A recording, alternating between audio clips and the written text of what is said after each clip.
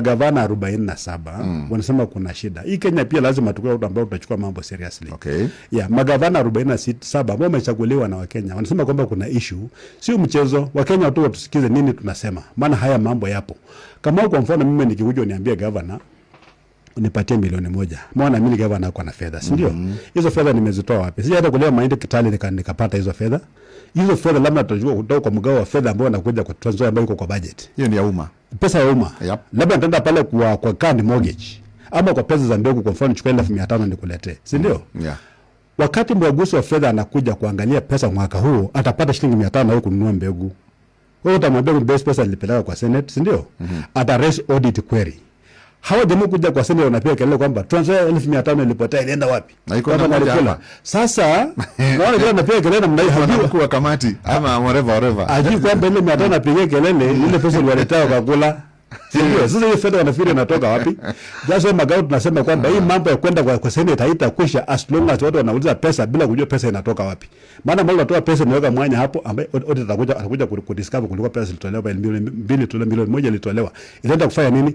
Na hivi anakaa pale huja mwambie kwamba hiyo milioni 1 anapiga kelele nini kuletea mwaka ujao. Mwambie hivyo. Anapiga kelele sema kama anambeba pesa. Na ile anasema mbele pesa yeye mwenyewe ndiye alikula hiyo pesa. So tukasema si ujinga tu ikwishe. Useme kwamba gavana akitoa Kitale akikuja amebeba fedha. Hata ikiwezekana tukubaliane, maana siku zote kesi za kotini high court zinafanywa kwa mtandao. Nafanya online. Yes, pia gavana anaweza kuhojiwa online. Ile usio ile contact kati yangu na senator. Maswala yameebuka ndio niweko pale kwa mtandao, Wakenya wasikie bila anajibu maswali. Tutakutana one on one, mtu ananiambia nipatie nini? Ya fedha. So sisi tunataka tukae chini kama viongozi, kama senators na governors tukubaliane. Pesa imewekwa kwa budget, imekuja imefika kwetu. Hivi na hivi auditor ameangalia, ametoa hiyo report, amekuletea. Wakati unaniita mimi kuja mbele ya kamati ya fedha, tafadhali focus kwa haya maswali mimi niajibu na mimi nirudi Kitale. Usiweze kuniambia bwana, unajua wazee pia wako hapa joto Nairobi ni shamba la mawe. Shamba la mawe fedha mimi taenda kutoa wapi? Wakati wa makaunti kuwa na pesa kutembea na pesa kwa boot kama huu tumia kwa hivyo utatoa hapo. Of course wanajua. Hao ndio wanapanga mambo ya migao ya pesa kutoka Nairobi kwenda kwa counties.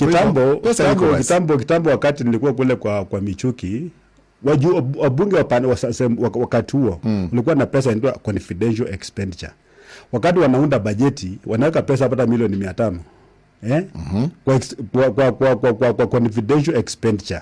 So PS anajua kwamba hizi fedha sio zake, ni pesa hawa jamaa. So napata kila Friday wanakuja wanatolewa pale. Gavana wana confidential expenditure, kila fedha ambayo inakuja kwa county, kila hata ndururu iko budgeted. Imeenda kwa basari, imeenda kwa barabara.